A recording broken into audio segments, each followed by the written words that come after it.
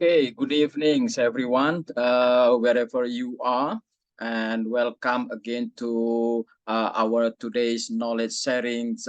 Today, I'm going to talk about understandings the contact-free water level, oil water contacts, and transition interval in oil reservoir. Um, Let's start with the session and the content of what I'm hoping to do. We will discuss some introduction on basic concept with contact. We will be looking at the free water level, oil water contact transition interval. We will be looking at the pressure gradient in reservoir. And of course, if you are looking at the capillary pressure and transition zone, you got to have a little understandings of wet ability. Then we look at how this contact and the transition intervals that we are considering dependent on reservoir quality and how it's related as well as to relative permeability curve, how all these combined and interrelated. Then I'll conclude with the importance of correctly integrating with contact and transition interval, especially when we are doing dynamic flow simulation and initialization. Then we will have very brief look at the impact transition on volumetric and perforation interval. So in the context of petroleum explorations, a trap refer to geological structure that can potentially contain oil or gas. And this picture shown explain that there are different terms used to describe the component of the trap. The simple type of trap called an anticlinal that is used as a reference point in discussion and provide a nomenclature diagram illustrating the different part of a trap using simple anticline as an example. In the context of geological trap, the crest or culmination, which called the highest point of the trap, while the spill point represent the lowest point, and the spill plane is a horizontal plane passing through the spill point, and the closure is vertical distance between the crest and the spill point. The productive reservoir, which is known as the pay, has gross vertical interval called the gross pay, which can vary size depending on the location, range from few meters in Texas to several hundreds, maybe in the North Sea and Middle East. In the context of reservoir, the term gross pay refers to the total vertical interval of reservoir, which can vary in thickness. However, not all the gross pay is necessarily productive. For instance, shale stringer within a reservoir unit contribute to the gross pay but do not contribute to the net pay, which specifically refers to the potential productive reservoir interval. And this distinction between gross pay, net pay also illustrated in the figures on the bottom, showing facies chain in an anticlinal trap. So let's start with the little mind exercise. If you don't mind, let's imagine we have a tank which is filled with the three fluid components. They are non-miscible. So you got water, oil, and gas. If you are allowing the system to come into equilibrium because of gravity and density, we will have the water overlaying by the oil and oil overlaying by the gas. The contact between them, because they are immiscible, are sharp as a pinch, like a slice, a piece of paper. So it's very clear the contacts. We can see them in the fact quite clearly. In the context of oil gas reservoir, a trap refers to a geological formation that can hold oil, gas, or both. The oil-water contact represents the deepest level within the reservoir where oil can be extracted. This context marks the boundary between predominantly oil-saturated rock and water-saturated rocks, and accurately evaluating this boundary is crucial for calculating the reserve of the field. The GWC or GOC marks the interface between predominantly gas saturated rock and either water saturated rock or oil saturated rock. As the case may be before the reserve of the field can be calculated, it is essential that this surface be accurately evaluated. Their establishment is one of the main objectives of the well logging and testing activity. Oil and gas may occur together in the same trap as separate liquid and gaseous phase. In the case gas overlies oil because of its lower density, source rock chemistry and level of maturation, as well as the pressure and temperature of the reservoir itself. All of them are important in determining whether a trap contains oil, gas, or both. The concept of fluid contacts within a reservoir, specifically the oil water contact OWC and the gas water contact GWC or GOC. This contact represent the interface between predominantly oil saturated or gas saturated rock, either water saturated or oil saturated respectively. Accurate evaluation all of this surface is crucial for calculating the reserve of the field, and their determination is a key objective of well logging testings in the oil and gas business industry. The distribution of fluid in a reservoir, specifically focusing on the pressure profile and the concept of the free water level, how water and hydrocarbon fluids are distributed within the reservoir. Highlighting the transition zone and different saturation level. All of this information help us understand how fluids are arranged in the reservoir and their corresponding pressure. Two important concepts related to the fluid distribution in reservoir. Firstly, it explains the pressure profile and the water at the free water level, which mark the boundary between water and hydrocarbon fluid. Secondly, it's mentioned the standard saturation profile, which show how different fluids are distributed within the reservoir. These concepts are crucial for understanding the behavior and movement of fluids during oil and gas production, exploration, and production. In the reservoir, the capillary pressure, which is the pressure difference between water and oil or gas, is influenced by the depth and density of the fluid. The capillary pressure curve describes how the saturation of fluids in the reservoir relate to the capillary pressure. At the specific depth, known as the free water level, the capillary pressure is determined by density difference between water and oil or gas. And this knowledge helps us analyze how fluids are distributed in the reservoir and the equilibrium state, with different zones representing trapped water, oil production, and decreasing capillary pressure. Understanding this concept is crucial for assessing oil and gas implication in reservoir. What's happened if you were to drill a well and take pressure measurement? If pressure measurement are taken at different point within a well, specifically at the location indicated by the yellow arrows,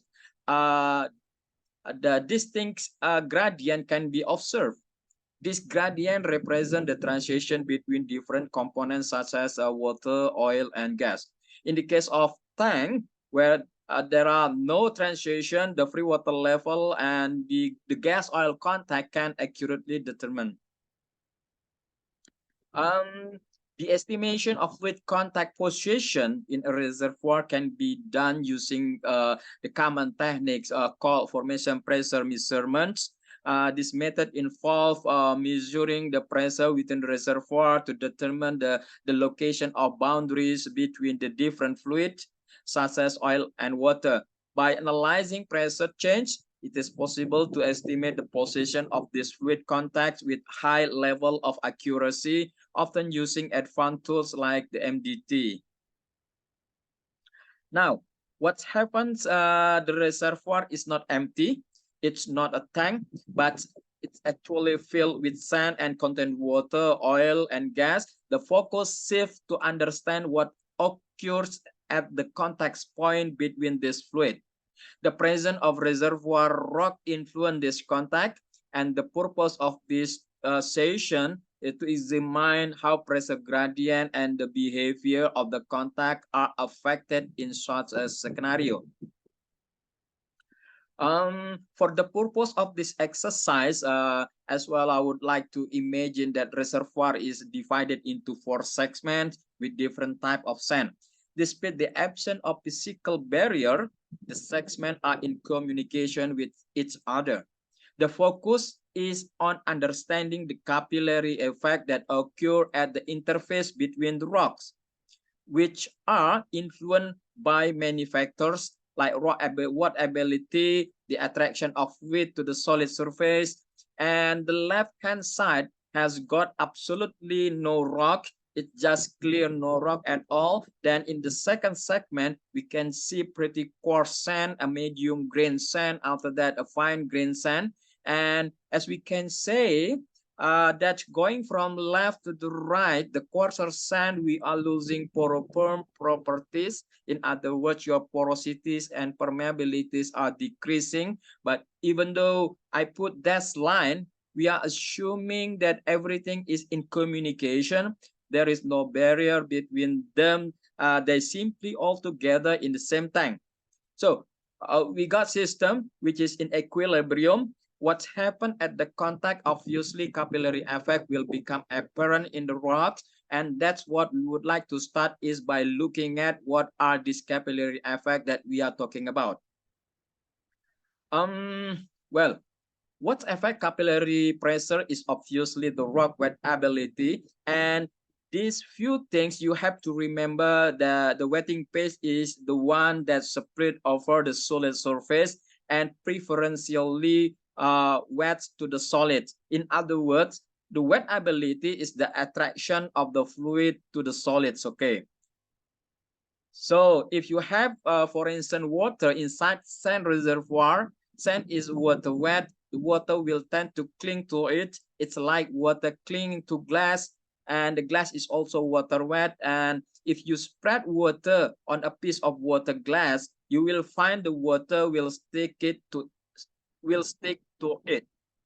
Okay, by observing how fluid spread and the contact angle of form, we can determine the wet ability and understanding its significance in terms of capillary pressure. And by observing the spreading behavior and contact angle, again, we can determine the wet ability of the substance water is the wetting pace as it spread and clings to the rock surface, while oil is non-wetting paste as it is repelled by certain surface like Teflon. The understanding of wearability is significant when considering the capillary pressure in various systems.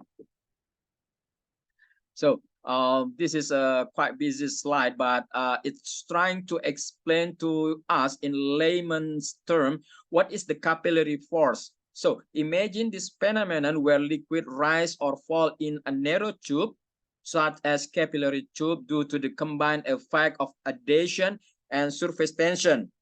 When a water-wet tube is placed in a beaker with water and oil, the water will rise in the tube due its adhesion to the tube surface, and surface tension will between surface tension.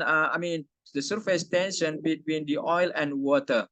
The height to which the water rise depend on factors like the tube radius, this density contrast between the oil and water, the equilibrium between adhesion, cohesion, and gravity.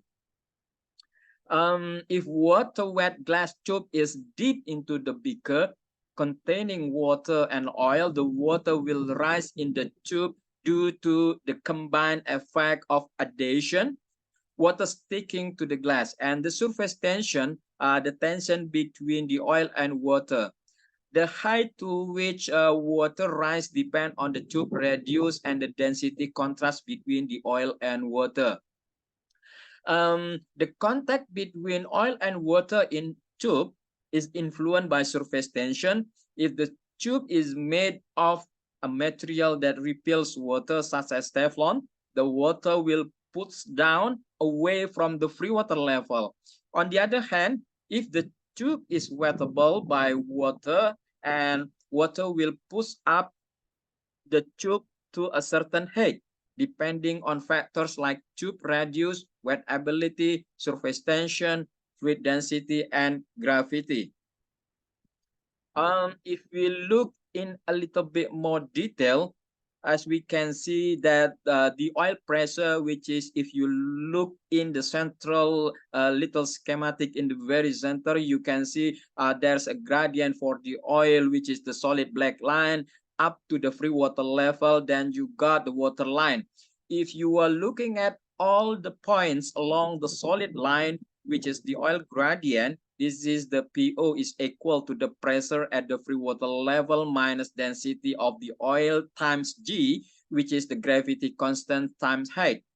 So you can draw the line using the equation. Then you can see that you can extend the water line, which is solid line, below the free water levels and become dashed line as you are going above the free water level by using exactly the same equation, which is the pressure of the water phase is the pressure at the free water level minus density of the water times G times H. In other words, this gradient that you see, the capillary pressure, is dependent entirely on density contrast between the water and oil. It doesn't matter what the rock type is. This is where your capillary, and you can see that the capillary pressure is equal to 0 at the free water level. In other words, the pressure of the oil and the pressure of the water at the intersection are exactly the same. But as you are going above the free water level, you can see that the pressure in the oil phase is slightly higher than the water.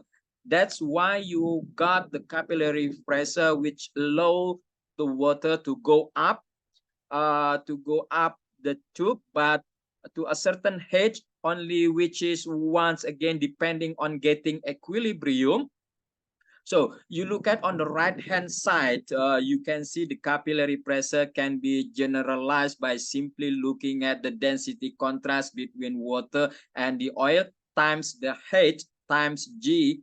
But if you look at the two-factor side, cos theta divided by radius of the capillary tube, you can see it is very much depending on the diameter of the tube, which means for the same capillary pressure, the height at which it goes depend very much entirely, in fact, the radius of the pore throat of your reservoir.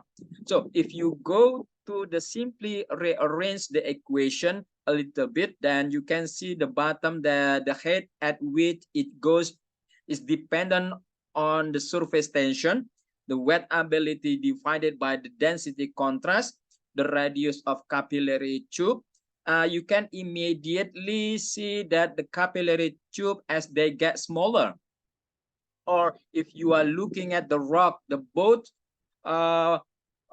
rock gets smaller, height increase, but the capillary force that are acting on the rock are exactly the same. It doesn't matter what your rock type is.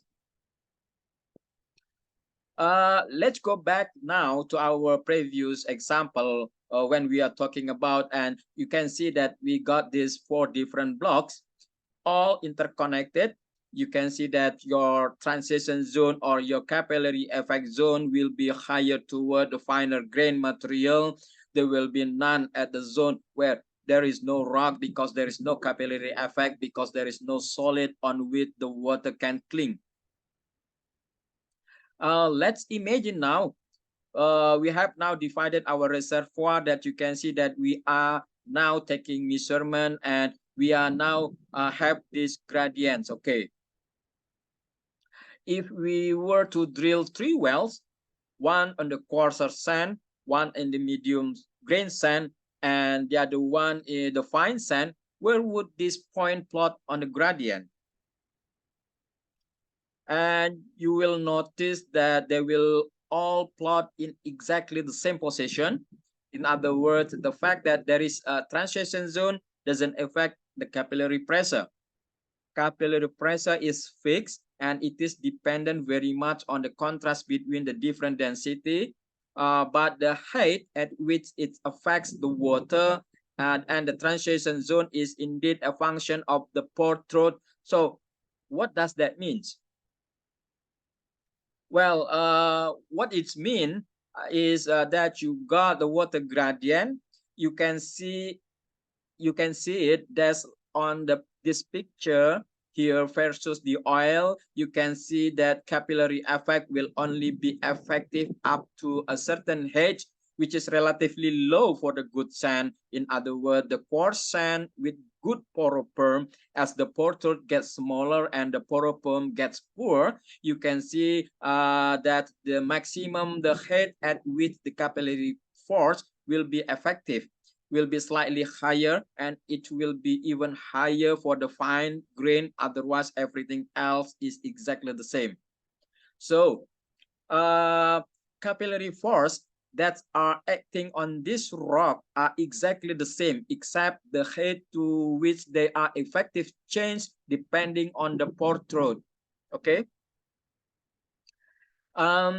So this is just a simple graph to show you the properties that we can expect. As we can see that if you are at the below the free water level, your saturation will be 1 because obviously there is no oil below that. If you are in the transition zone, which goes obviously from the free water level up to the top of transition, in that case, you will find that your saturation will be somewhere between 1, okay? Which is the free water level up to the SWIR, which is irreducible water saturation. And we'll come back to that. And so what's happened in the transition zone, and once you provide the transition zone, your saturation will be constant and will be equivalent to SWIR. In other words, the irreducible water saturation.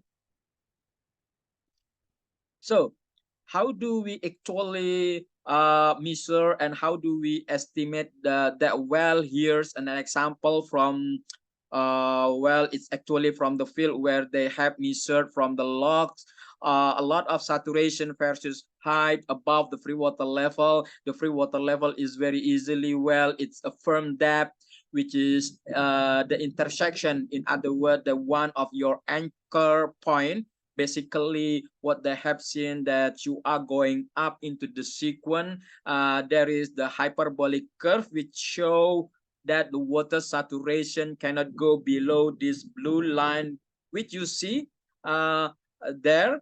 You can see how this, as you are going away, as you are rising above the free water level, you can see how the saturation is increasing because of the capillary force decreasing until you get to the top of transition, at which point you have reached SWIR. What you can notice is in fact that capillary curve is actually asymptotic. So it's the decision you have to make at which point do you think that the SW is sufficiently low or has reached SWIR. So that's user decision. It's not an arbitrary. It's up to the user to decide the top of the transition was maybe a little bit higher or a little bit lower than what has so far. That's one of the difficulties in terms of looking at transition zone. In fact, where the oil water contact is and where the top of the transition is, what is a fixed, that your anchor point is the free water level that is fixed. Luckily for us, because that's how we can actually model and simulate because we got that micro point.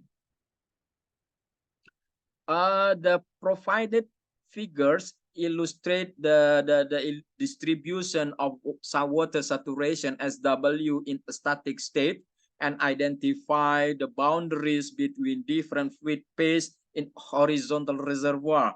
Water saturation represents the proportion of pore space occupied by water and is crucial for understanding fluid behavior and predicting reservoir flow. The interpretation of well logs reveal a transition zone above the free water level which affect oil volume calculation. To address this situation, a non-producible oil section is defined using concept of POWC, or producible oil water contact, and these techniques like fractional flow, dynamic reservoir simulation are employed to determine the POWC depth and model reservoir flow behavior in reservoir respectively. Typical fractional flow curve as a function of SW is a graph that illustrates how the flow rate of water changes as saturation of water increase in horizontal during displacement. The curve begin at 0 when the water saturation is low, gradually increase as the saturation increase, and reach unity when the reservoir is fully saturated with water. The shape of the curve is influenced by viscosity ratio of oil to water and is determined by the relative permeability of water and oil. The distribution of fluids within reservoir and the potential location of the oil water contact level suggested that there are variation in the fluid distribution within reservoir, that the OWC level, which is represent the boundary between oil and water, may exist at different location within the reservoir. Schematic distribution of fluid across reservoir and behavior of the water saturation curve moving away from the free water level, where SW is equal 100% and the capillary pressure PC is equal 0.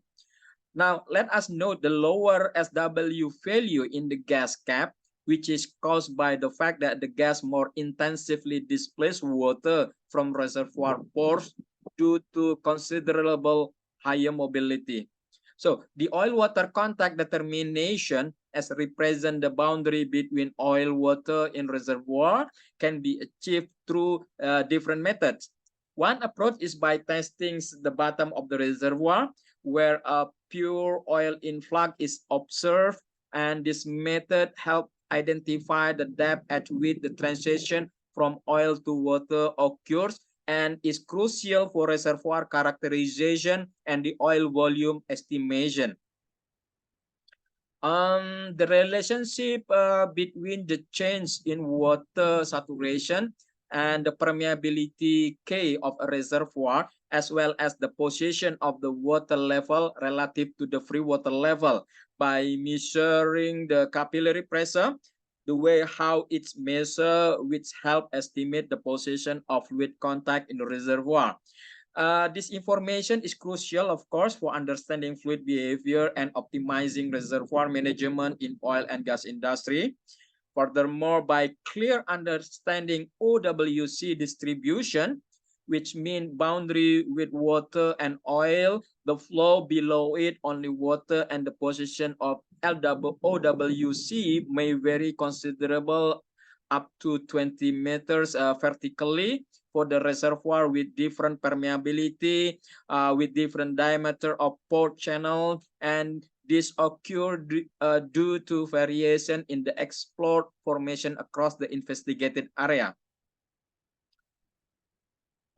So when you are looking at the capillary pressure trend, what I was showing you, indeed, when you have very good rock, the irreducible water will be lower. So in this example, you can see that it can be as low as 10, for instance. So in the facies 1 that you got signs, and you can see the SWIR is relatively low, and you've got oil water contact which is relatively deep and close to the free water level.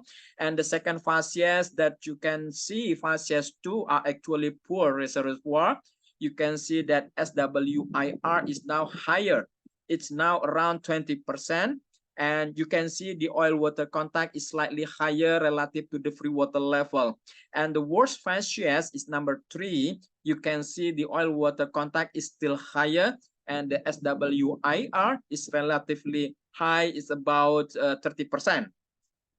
So Free water level is fixed no matter what the rock type is. In the top of transition is where SW is equal to SWIR, and we assume that once you read SWIR, you will flow 100% oil.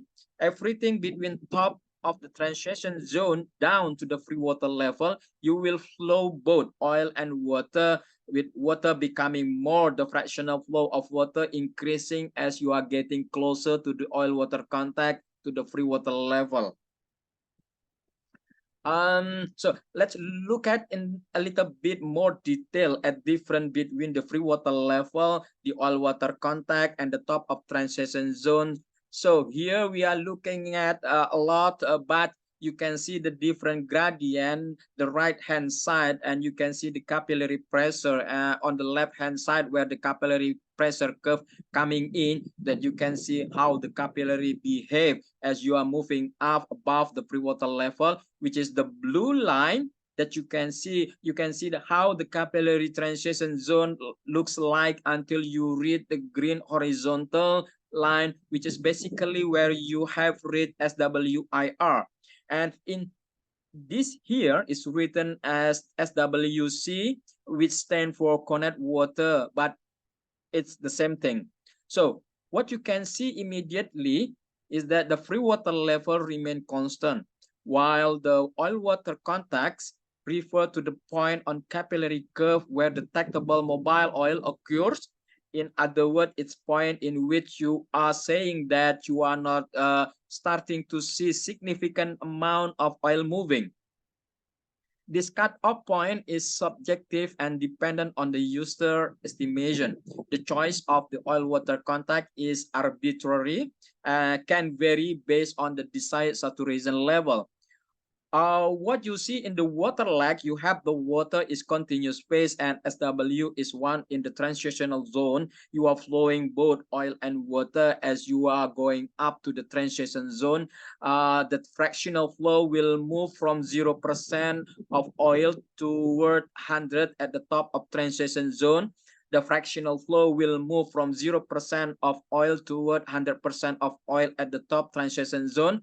When you are reached SWIR, your fractional flow above transition zone, oil, and of course, you are in oil lag. You will assume that SW is now fixed at SWIR.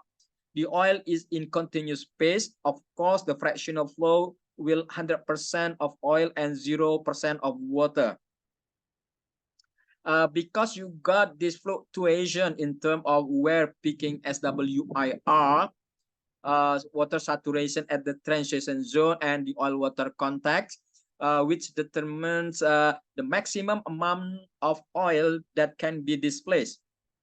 These fluctuations are related to the relative permeability curve, of course, which show the flow of oil and water in a given rock type.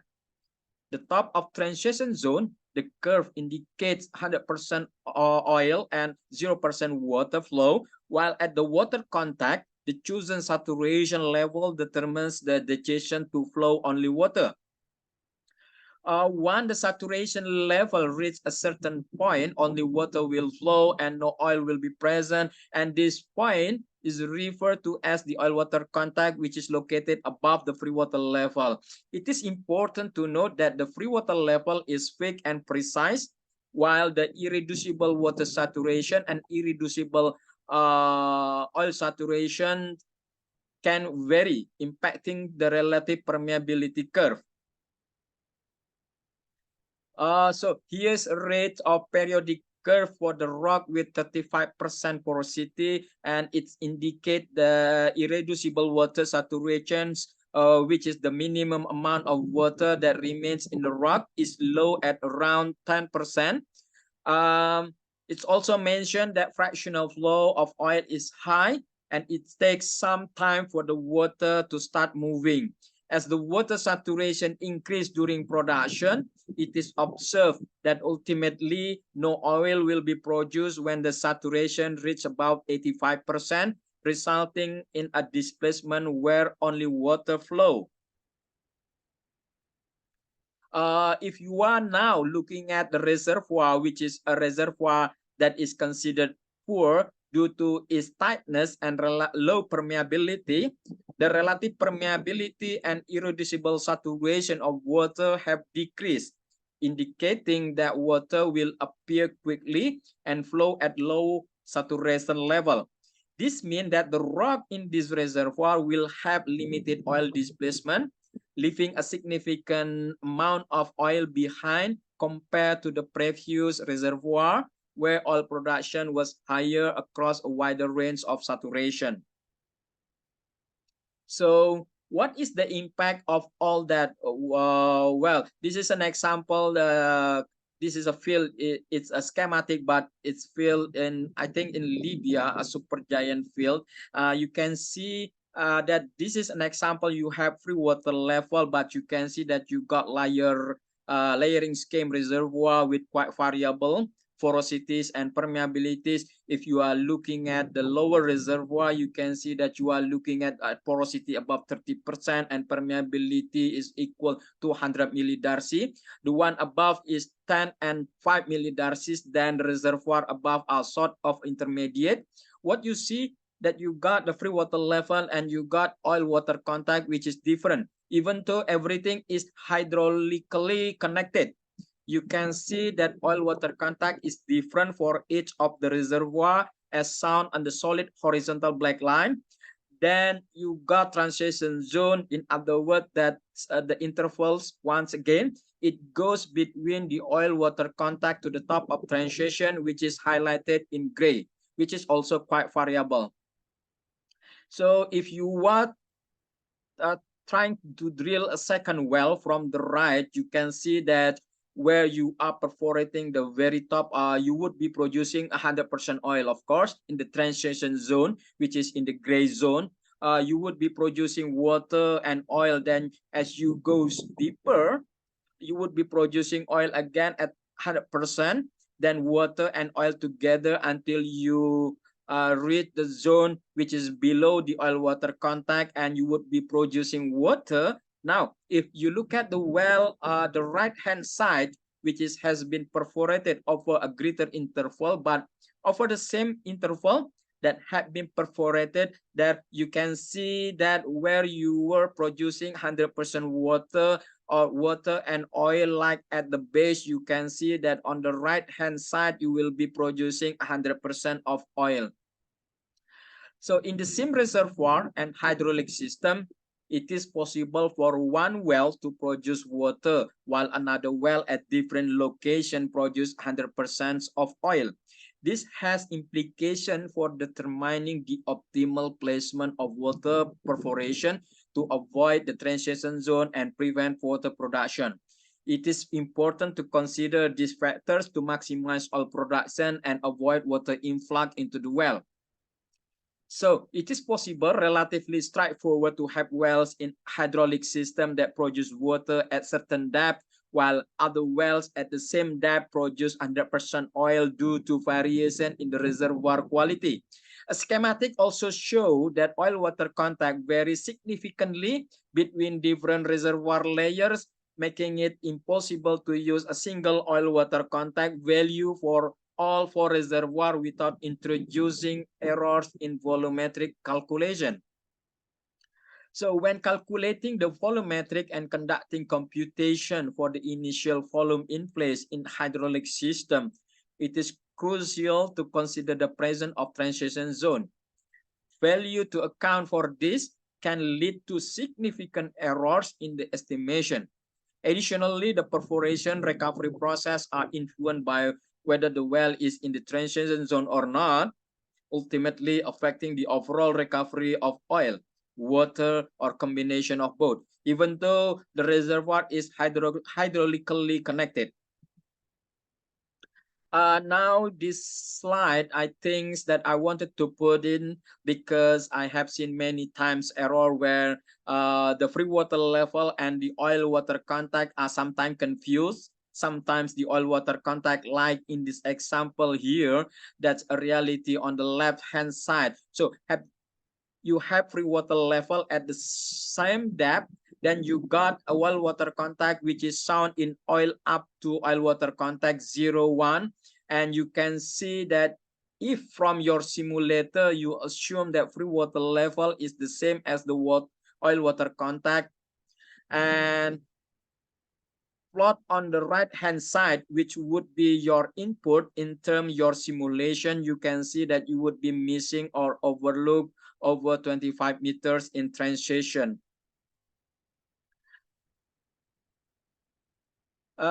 This is an example of exactly, and you can see that if you have put the capillary pressure, in other words, free water level at 2,600 meters, that you see you would be calculating, you would be calculating in this example 730 million barrels of oil, when in fact you got 792. In other words, is one of the key takeaways that you should have, is that you need to determine very precisely where your free water level is and where the top of oil water contact is. So that you replicate in use in your model the correct transition interval. Obviously it has another impact, is that if you have actually modeled the transition zone in the wrong place, you could get your perforation totally wrong, which would be very expensive, of course.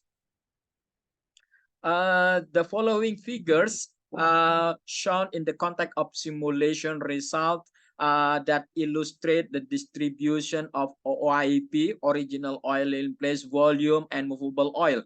The pink colors area represent an economically non-producible zone where the oil cannot be extracted efficiently. Specifically, the northeast section of well 1 and surrounding area of well 3 demonstrate this is non-producible oil zone spanning a vertical depth different around 50 feet. Aerial mapping of OWC and producible oil water contact refers to the process of creating spatial representation or map that show the distribution and location of this contact within a carbonate reservoir. These contacts are important in determining the extent of the oil column and identifying areas with mobile oil that can be produced. By using fractional flow curve or dynamic reservoir models, the PUWC can be defined, aiding a resource calculation, production estimation, and identifying optimal well location for better oil productivity. And a below cross section showing a different fluid contact in hydrocarbon reservoir, where these contact are the oil water contact, the free water level, and the point of oil well production. All of them provide a visual representation of these fluid boundaries, which are important for understanding the distribution and behavior oil and water within the reservoir. There is 30 feet difference between the oil water contact at minus 3,936 feet TVD and the producible oil water contact at minus 3,906 feet TVD. So by using sidetrack 1 of well 1, the entire length of the transition zone between the free water level, oil water contact, and producible oil water contact could be determined. The following map display kind of seismic attribute for I think is Nekotinsko field, where this map provide visual representation of specific characteristic or properties of the subsurface derived from seismic data. I think this field discovered by Luke Oil in 2005, I believe. This kind of method visualization helps in understanding the distribution of fluid within the reservoir, identifying potential location of OWC level, which is important for oil and gas exploration and production. In the case of gas reservoir, highly porous reservoir is suitable environment. The OWC or GWC position can be estimated with the use of seismic data. Information about location of the well in different zone of fluid contact can be derived from properties of the formation fluid. Example, the significant difference in oil density and composition or salinity of formation water. Specific oil or gas field, it's characterized again by the distribution of fluid within reservoir and identification potential location OWC, where seismic attribute map is very helpful to visualize, analyze any geological features and properties of the field itself. So I just want to conclude here. The free water level, as I say, is a fix. That's the one of the anchor point we have when we are looking at the fluid context, especially at transition. It's precise, it's accurate. So you know that's your anchor point. That capillary transition zone is an interval that which is between the free water level and the height, where SW is equal to SWIR, in other words, irreducible water saturation, and we will flow oil 100%. That was the fractional flow. We will be 100% of oil. The oil water contact is somewhere above the free water level within the transition interval, and it is simply some height above the free water level where you estimate that anything between the free water level and this oil water contact will be negligible. And in other words, you will simply ignore it, and you take your oil water contact where we believe that you will be able to recover significant amount of oil. What is significant is entirely up to the user. If you think that 90% water and 10% oil is acceptable, that's where you would put your oil water contact, and of course that would be quite valid. If you were on the show Texas, where drilling wells are very cheap, if you are in the offshore deep water, you would have to be a lot more careful in the accepting that. So I think that's all the today's sharings. Thank you for the listening.